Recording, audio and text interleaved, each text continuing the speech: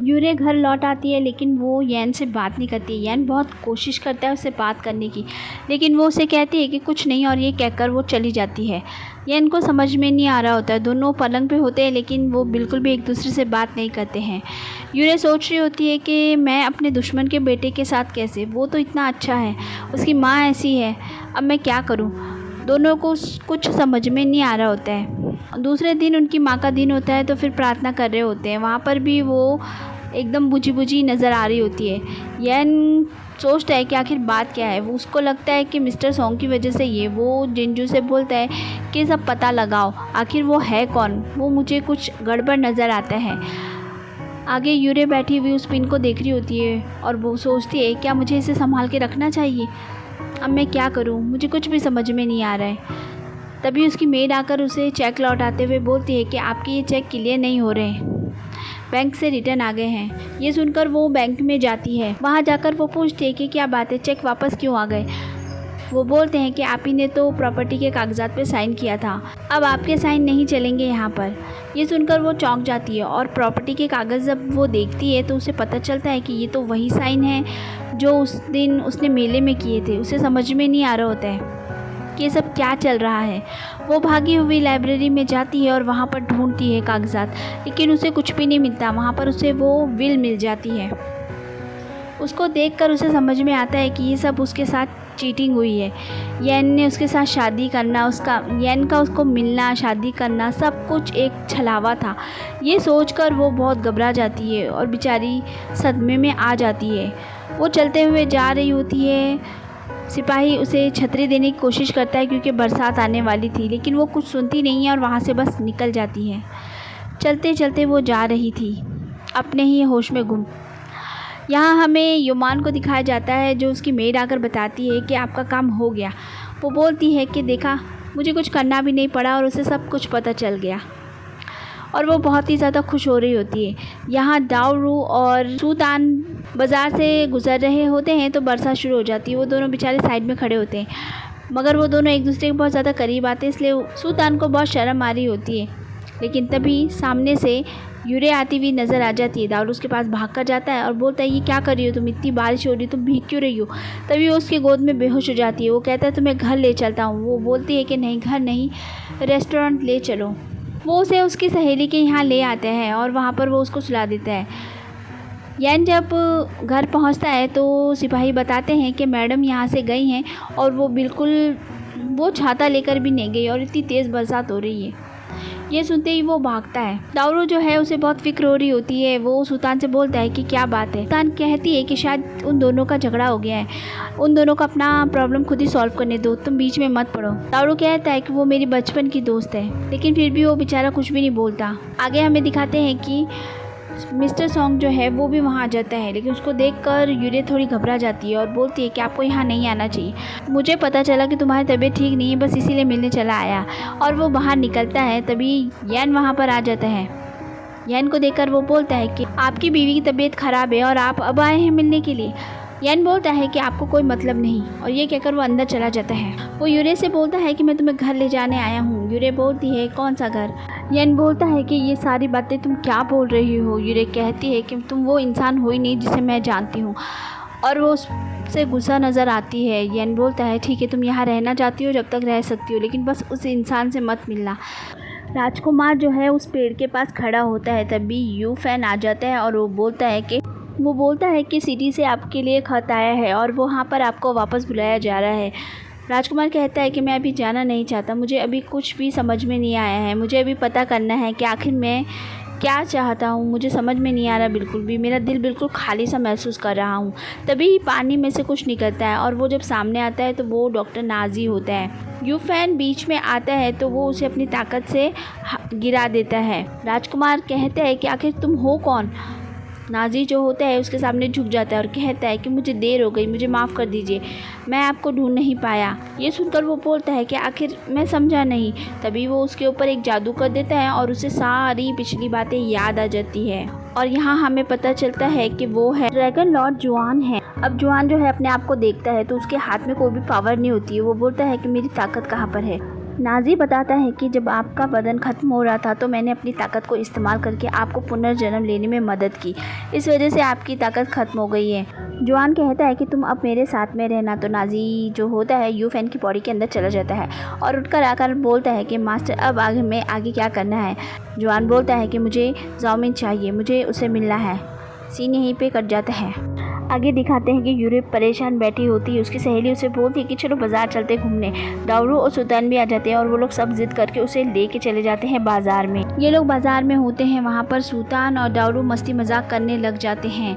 इसी दौरान दोनों एक दूसरे के काफ़ी ज़्यादा करीब आ चुके होते हैं और एक दूसरे की आंखों में देख रहे होते हैं। वहाँ दूसरी तरफ यूरे को दिखाया जाता है। इनको देखकर यूरे भी थोड़ी हंसती है। आगे यूरे जाती है तो उसे यैन मिल जाता है।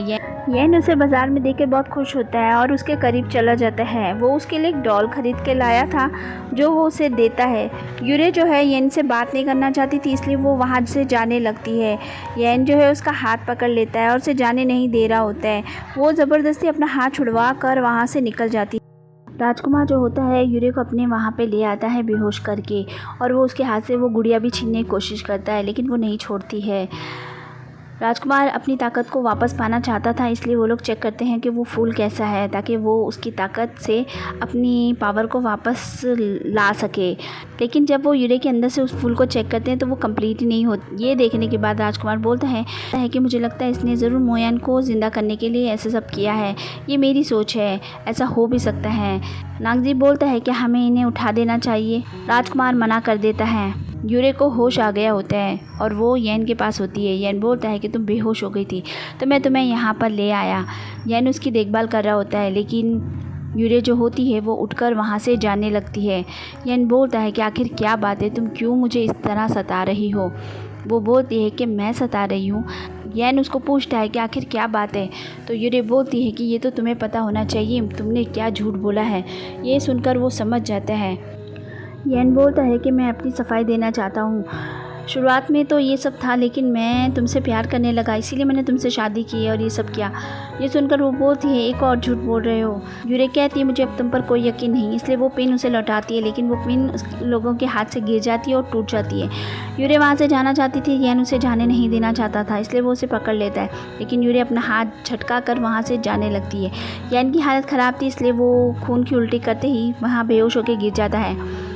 डॉक्टर आते हैं और चेक करते हैं तो बताते हैं कि ये तो बहुत ही अजीब बात है, जैसे पहले मालकिन की हालत थी वैसी ही अब मालिक की हालत हो गई है, बिल्कुल उसी तरह कम नब्ज़, बीमार। सुनकर योमान को बहुत गुस्सा आ जाता है और वो जाके यूरे को एक चाटा लगा देती है और कहती है कि क्या किया तुमने मेरे भाई के साथ में, जैसा तुम्हारी माँ ने मेरे पापा के साथ में किया था वैसे तुम मेरे भाई के साथ में करने वाली हो। लटका चाटा मारते हुए कहती है कि ज़िंदगी तो तुम्हारी माँ ने मेरी माँ की बर्बाद की थी और तुम मुझे ही सुना रही हो, तुम जब नहीं जानती तो मत बोलो। दोनों में झगड़ा हो जाए इसलिए योमान को वहाँ से ले जाया जाता है। यूरे जो होती है वो बहुत परेशान होती है। वो मन में सोच लेती है कि यैन जब ठीक हो जाएगा तो मैं वापस चली जाऊँगी, इसलिए वो जाकर मिस्टर सॉन्ग से मिलती है और बोलती है कि क्या आप मेरी मदद करेंगे। वो मदद करने से मना कर देता है और बोलता है कि तुम्हें तो उन लोगों की कोई भी मदद नहीं करनी चाहिए, वो लोग बहुत ही ज़्यादा ख़राब है जिन्होंने तुम्हारे साथ ऐसा किया। जब वो बाहर निकल जाती है तो पीछे से नागजी बोलता है कि ये अच्छा मौका है हमें जानने का, वो जो फूल है वो हाओयन के अंदर है। राजकुमार मान जाता है। बाजार में यूरे उदासी जा रही होती है तो नागजी जो होता है वहाँ पर लोगों को ठीक कर रहा होता है। ये देखकर यूरे उसके पास जाती है और सारी बातें बता देती है। वो उसकी मदद करने के लिए तैयार हो जाता है और घर आ जाता है। सब लोगों को बाहर निकालने के बाद वो जादू करता है। बाहर सारे लोग परेशान होते हैं। डॉक्टर बाहर आकर उन्हें एक गोली दे देते हैं और बोलते हैं कि ये खिला देना, उसे होश आ जाएगा। ये कहकर वो डॉक्टर वहाँ से चले जाते हैं। जिंजू जो है गोली खिला नहीं पा रहा होता है। यूरे वहाँ पर आती है और बोलती है कि लाओ मुझे दो। वो कोशिश करती है लेकिन वो नहीं खाता, तो वो अपने मुंह में लेकर उसके मुंह में वो दवाई खिला देती है। दवाई खाने के थोड़ी देर में ही उसको होश आ जाता है। ये देखकर यूरे जो है वहाँ से जाने लगती है। यैन उसे रोकता है लेकिन यूरे बोलती है कि नहीं, मैं नहीं रुकूंगी, मुझे जाना है, और वो ये कहकर वहाँ से चली जाती है। यैन जो होता है पीछे से आवाज़ देता है लेकिन वो नहीं सुनती और चली जाती है। जो है येन को सब बता देता है कि डॉक्टर नांगजी जो है उन्होंने ही आपकी जान बचाई है।